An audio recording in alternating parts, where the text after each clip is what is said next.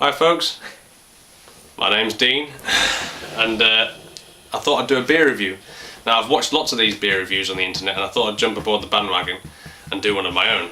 You know, since I'm into all these beers and things, I thought it was about time I let the world know what they're missing. I've got a pretty rare one here. When I say rare, I mean one that I've never ever seen reviewed on the internet. It might be out there, but I've never seen it. So, without further ado, here it is.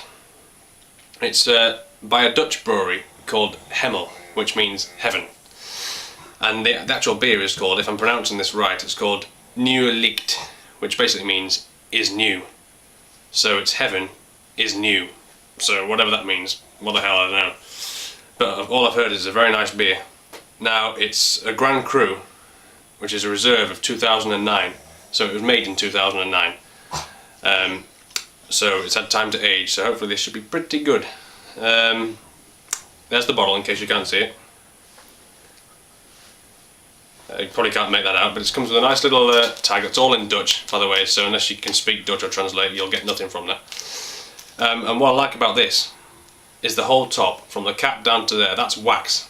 That's pure wax, it's been poured over. So I'm going to have to break the wax to get in, so hopefully it won't fall on the bottle, but we'll see.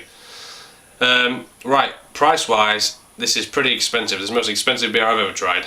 It's £7.49 for a 33 centilitre bottle, so it's a treat beer. And also, it's strong. It's 12% ABV, so careful with this one, kids.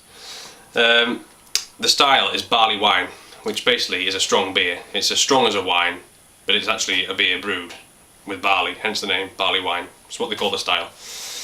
Right, so let's crack it open and see what we've got.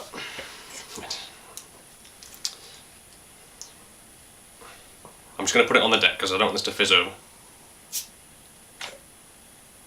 Right, well thankfully the cap came off easily and there's no wax. So, ooh, wow, right, okay, it's open, let's give it a pour. Got my trusty tulip glass here. These are good for tasting beers because it gives them a chance to breathe and things and a good smell. Right, I'll pour a little bit in first just to swizz it and give it a smell and give you an idea, then I'll top up the glass and pour it properly. So here we go. Right. Oh, another thing, these sort of beers tend to be bottle conditioned, which means they've got a yeast sediment in the bottom. So be careful when you're pouring it, you know, pour it carefully. You don't want the yeast floating around because it doesn't look very nice. Right, here we go. Glug, glug, glug.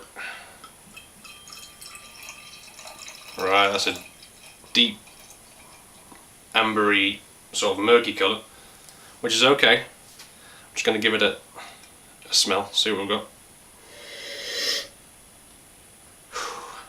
Give it another one. There's definitely an alcohol smell coming from that, you know, when you smell like a whiskey and it just hits you. Although it is quite subtle, but it's definitely there. It's like an old funky spicy sort of smell. It's quite hard to describe. I'll top the glass up and we'll give it a taste. Just pour a bit of a head. Although I'm not expecting much of a head on this because it's quite a strong beer, and quite often the stronger the beers are, the less head you get. Leave some of that sediment behind. That'll do. Right. As I said, this is 12%, so this is for sipping, not quaffing, so be very careful. Because especially some of these beers, they mask the alcohol taste quite well, so it could sneak up on you without you knowing about it. Right, let's give it another smell. Yeah, same more. It's like a dark fruit sort of spicy smell, if that makes sense without trying to sound too poncy. Right. Okay, let's give it a taste.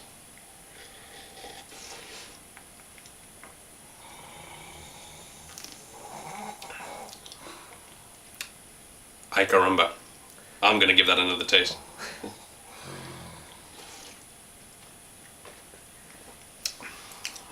The first thing you get is the alcohol is not as strong in the taste as it is the smell. So you can taste it and it is there in the back of your throat and in your nose a little bit, but it's not so bad. But it's like a fruity smell, a fruity taste rather. The first thing you get is sweetness, which is typical of a barley wine. It's like a strong sweetness.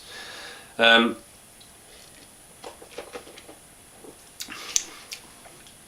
very sort of delicate estery sort of spicy notes, as if it's been really. They've obviously put a lot of care into this, a lot of craft. But if you like them fairly, if you've ever had a beer called Golden Drac, which is, I know a lot of you, if you're looking at this, you probably tried it.